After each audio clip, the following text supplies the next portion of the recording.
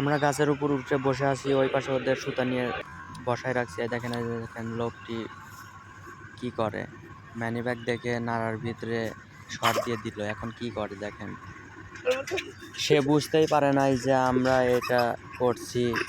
সে many bag দেখে সে আশেপাশে লোকজন আছে কিনা লোকজন দেখতেছে আর টালুমালু করতেছে। এই দেখেন পাল দিয়ে এখন কি করে, কিছুক্ষণ দেখবে লোকজন, যে সময় না থাকে ওই সময় তুলবে। দেখতে থাকুন।